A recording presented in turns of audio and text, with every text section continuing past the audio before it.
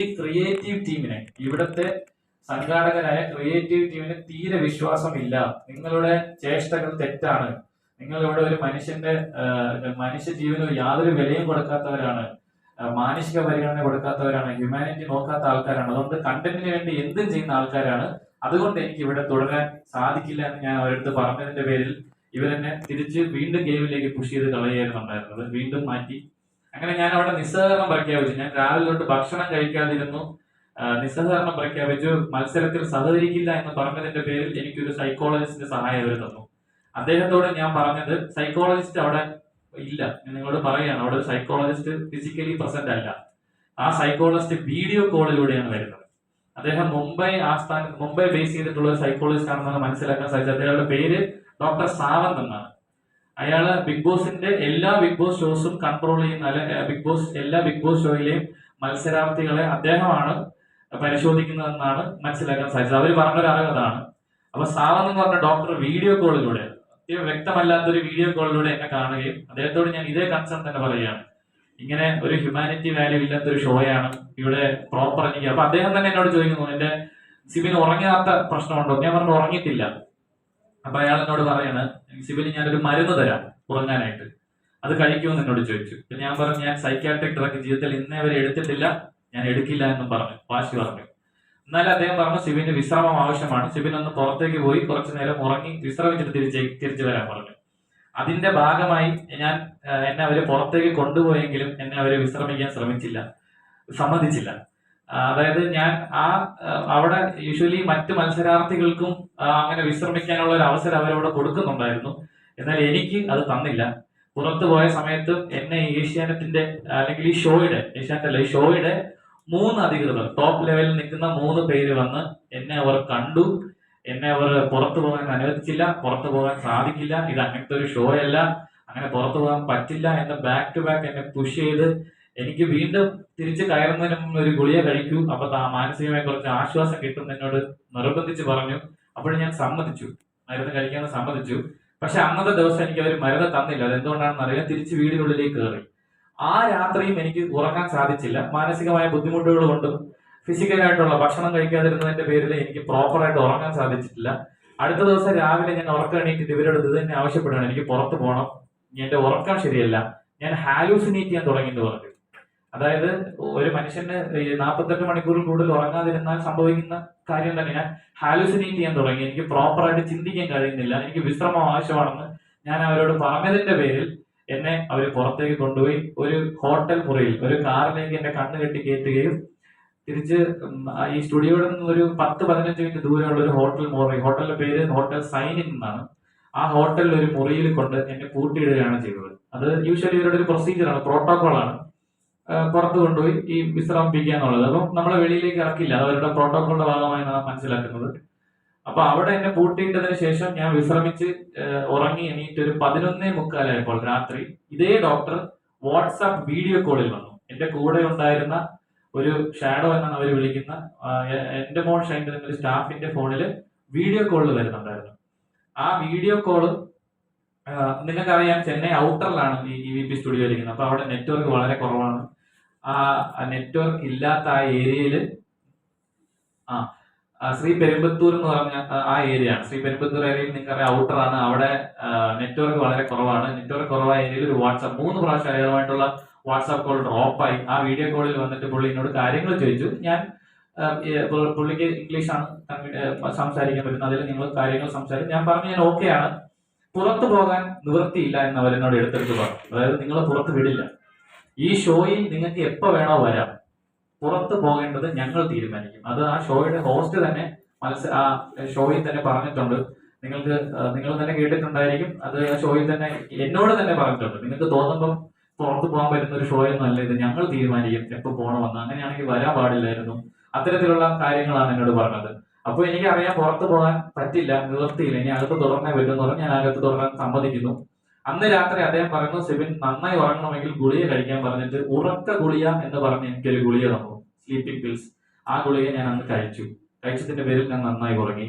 അടുത്ത ദിവസം രാവിലെയും 2 ഗുളികകൾ എനിക്ക് തന്നവര്, 2 ഗുളികകൾ. ഈ 2 ഗുളികയും ഞാൻ കഴിച്ചു. അത് കഴിച്ചതോടുകൂടി എനിക്ക് സംഭവിച്ചത് പ്രോപ്പറായിട്ട് ആലോചിക്കാൻ പറ്റാത്ത ഒരു സാഹചര്യത്തിലേക്ക് പോയി. എനിക്ക് എന്താ പറയാ, മൊത്തത്തിൽ ക്ഷീണിതനായി ഞാൻ, വളരെ ക്ഷീണിതനായി ഞാൻ ആ കട്ടിൽ ഇരിക്കുകയും സ്വാഭാവികം ഞാൻ ഉറങ്ങി പോവുകയും ചെയ്തു. ഞാൻ എണീക്കുന്ന വൈകുന്നേര സമയമാണ്. സമയം അറിയില്ല, കാരണം അവിടെ ക്ലോക്കോ മറ്റു കാര്യങ്ങളൊന്നും ഇല്ല ആ മുറിക്കകത്ത്. ഈ സമയത്തും എന്റെ വീട്ടുകാര് ഈ ഷോ കണ്ടിട്ട് നിരന്തരമായി ഇവരെ വിളിച്ചുകൊണ്ടിരിക്കുകയാണ്. എന്റെ എമർജൻസി കോൺടാക്ട് ആണെങ്കിലും എനിക്ക് എന്ത് സംഭവിച്ചു, എന്തിന് സിബിനെ പുറത്തേക്ക് കൊണ്ടുപോയി, എന്താണ് ആരോഗ്യ കാരണം, ഇവർ കൃത്യമായിട്ടോ അല്ലെങ്കിൽ ഫോൺ അറ്റൻഡ് ചെയ്ത് എന്താണ് എനിക്ക് സംഭവിച്ചെന്ന് പോലും ഇവരാരും പറയാൻ തയ്യാറായിട്ടില്ല. ഒരു മനുഷ്യര് പോലും എന്റെ വീട്ടുകാരെയോ എനിക്ക് വേണ്ടപ്പെട്ട ആൾക്കാരെയോ എനിക്ക് എന്താണ് സംഭവിക്കുന്നത് ആ നിമിഷം വരെ അറിയിച്ചിട്ടില്ല.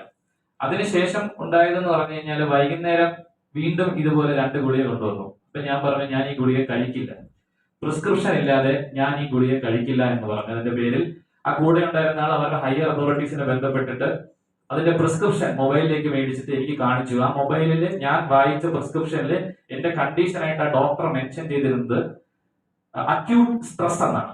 Acute stress. എന്നിട്ട് ഈ 2 ഗുളികകൾ, അതിൽ ഒരു ഗുളികയുടെ പേര് ഞാൻ ഓർക്കുന്നില്ല, രണ്ടാമത്തെ ഗുളിക ഞാൻ ഓർക്കുന്നു. ഒലാൻസപ്പൈൻ എന്നാണ് ആ ഗുളികയുടെ പേര്. ഒലാൻസപ്പൈൻ.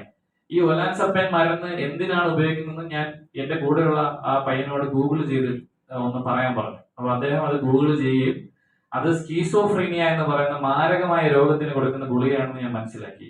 ഈ സ്കീസോഫ്രീനിയ അല്ലെങ്കിൽ ബൈപോളർ ഡിസോർഡർ, ഈ 2 അസുഖങ്ങളും നിശ്ചയിക്കണമെങ്കിൽ മിനിമം, ഞാനൊരു മെഡിക്കൽ വിദഗ്ധരുമായി സംസാരിച്ചപ്പോൾ മനസ്സിലാക്കിയത്, ഈ അസുഖം ഡിറ്റർമിൻ ചെയ്യണമെങ്കിൽ മിനിമം 6 മാസത്തെ കൺസൾട്ടേഷൻ വേണം, ഏറ്റവും മിനിമം. പിന്നെ ഡെയിലി ലൈഫ് ജീവിക്കാൻ പറ്റില്ല. ഈ അസുഖമുള്ള ഒരു മനുഷ്യന് ഡെയിലി ലൈഫ് ജീവിക്കാൻ പറ്റില്ല. അത്തരത്തിൽ ബുദ്ധിമുട്ടുണ്ടാക്കുന്ന സൈക്യാട്രിയിൽ ഏറ്റവും എക്സ്ട്രീം ആയിട്ടുള്ള ഒരു രോഗമാണ് സ്കീസോഫ്രീനിയ. ആ സ്കീസോഫ്രീനിയ കൊടുക്കുന്ന മരുന്നാണ് ഇതെന്നും ഇത് എനിക്ക് കഴിക്കേണ്ട സാഹചര്യം ഇല്ലെന്ന് ഞാൻ മനസ്സിലാക്കി ഞാൻ കഴിക്കില്ല എന്ന് അവരോട് പറഞ്ഞു. ഇത് കഴിക്കാൻ പറ്റില്ല എനിക്ക് എന്ന് ഞാൻ പറഞ്ഞു. അപ്പോൾ എന്റെ കൂടെയുള്ള ആൾ അവരുടെ ഹയർ അതോറിറ്റീസിനെ അറിയിക്കുന്നു, സിബിൻ ഇത് കഴിക്കില്ല എന്ന് പറയുന്നത്. തിരിച്ച് എനിക്ക് കിട്ടിയ മറുപടി ഇതാണ്: ഇത് കഴിച്ചില്ല എങ്കിൽ നിങ്ങൾക്ക് മത്സരത്തിനുള്ളിലേക്ക് തിരിച്ച് പ്രവേശിക്കാൻ പറ്റില്ല. പുറത്തു പോകാൻ പറ്റില്ലെന്ന് അവർ ഓൾറെഡി പറഞ്ഞു കഴിഞ്ഞു. മത്സരത്തിനുള്ളിലേക്ക് തിരിച്ച് പ്രവേശിക്കണമെങ്കിൽ ഈ മരുന്ന് നിർബന്ധമായി കഴിക്കണമെന്ന് പറഞ്ഞു. അങ്ങനെ എനിക്ക് തീരെ നിവൃത്തിയില്ലാതെ ഞാൻ അവരെ കബളിപ്പിച്ചു. മരുന്ന് കഴിക്കുന്ന പേരിൽ ഞാൻ മരുന്ന് തുപ്പിക്കളയുകയും സ്ഥലങ്ങളിലേക്ക് മാറ്റി. എന്റെ കൂടെയുള്ള അയാൾ മനസ്സിലാക്കിയിട്ടുണ്ടാവണം ഞാൻ കഴിക്കുന്നില്ല എന്ന്. ചിലപ്പോൾ മനസ്സിലാക്കിയിട്ടുണ്ടായിരിക്കണം, അതിനെ കുറിച്ച് കൃത്യമായി എനിക്ക് ധാരണയില്ല. അങ്ങനെ ബാക്ക് ടു ബാക്ക് ഏതാണ്ട് 3 ദിവസം എന്നെ ഈ മുറിയിൽ പൂട്ടിയിടുകയും പുറം ലോകവുമായി എനിക്ക് യാതൊരു ബന്ധവും, പുറത്ത് ഒരു മനുഷ്യരോടും, അല്ലെങ്കിൽ എനിക്ക് ഒരു ഫുഡ് കൊണ്ടുവരുന്ന ആളാണെങ്കിൽ പോലും എന്നെ കാണിക്കാതെ അവർ അകത്തേക്ക് ഇട്ട് എന്നെ ലോക്ക് ചെയ്യുകയും, അതൊരു സ്യൂട്ട് റൂമാണ്, അകത്തെ മുറിയിൽ തന്നെ പൂട്ടുകയും ഒരു മനുഷ്യരെ എന്നെ കാണിച്ചിട്ടില്ല, എന്നെ ആരെയും കാണാൻ സമ്മതിച്ചിട്ടില്ല. അങ്ങനെ 3 ദിവസത്തോളം ഇവരോട് പൂട്ടിയിരുന്നു. 4ാമത്തെ ദിവസം എന്നെ കാണാനായിട്ട് ഈ ഷോയുടെ 3 വലിയ അധികൃതർ വരികയാണ്. ഇതിനിടയ്ക്ക് ഒരു പ്രാവശ്യം ആ ഡോക്ടർ വീഡിയോ കോളിൽ വന്നു. അദ്ദേഹം വിശ്രാമം വേണമെന്ന് പറഞ്ഞു എന്നോട്. സിബിൻ ഒന്ന് ടെസ്റ്റ് എടുത്തിട്ട് തിരിച്ച് ഷോയിൽ കയറുന്നതായിരിക്കും നല്ലതെന്ന് പറഞ്ഞു. അതിനുശേഷമാണ് 4ാമത്തെ ദിവസം ഈ ഷോയുടെ 3 അധികൃതർ വന്ന് എന്നോട് പറയുകയാണ്, സിബിന് ഈ ഷോയിൽ തുടരാൻ പറ്റില്ല, സിബിന് നമുക്ക് ആരോഗ്യപരമായ പ്രശ്നങ്ങളുണ്ട്, അതുകൊണ്ട് പുറത്തേക്ക് കൊണ്ടുപോകണം എന്ന്, പുറത്തു പോകുന്നതായിരിക്കും നല്ലത്, വിശ്രമിക്കണം എന്നാണ് പറയുന്നത്. എന്നിട്ട് അവിടെ വെച്ച് ഈ 3 പേരും നിർബന്ധിച്ച് എന്നെ കൊണ്ട് ഈ മരുന്ന് കഴിപ്പിച്ചു. നീ എന്തുകൊണ്ട് മരുന്ന് കഴിക്കുന്നില്ല? ഈ മരുന്ന് കഴിക്കണം, എന്റെ അസുഖം അത്രയ്ക്കും, നീ അത് റിട്രൈവ് ചെയ്ത് വരണം, ഞങ്ങളുടെ ആഗ്രഹമാണ്, അങ്ങനെ ഇതാണ് എന്ന് പറഞ്ഞ് എന്നെ നിർബന്ധിച്ച് ആ 3 പേർ ആ മരുന്ന് കഴിപ്പിക്കുകയും അത് കഴിച്ചതിന്റെ സാഹചര്യത്തിൽ ഞാൻ വീണ്ടും എനിക്ക് മയക്കത്തിലേക്ക് പോകേണ്ട ഒരു സാഹചര്യം ഉണ്ടായി. വൈകുന്നേരമാണ് ആ ദിവസം വൈകുന്നേരം എന്റെ എമർജൻസി കോൺടാക്ട് ആയ എന്റെ ഒരു സുഹൃത്തും എന്നോട് സംസാരിക്കാൻ അവർ അതിനെ അനുവദിച്ചു.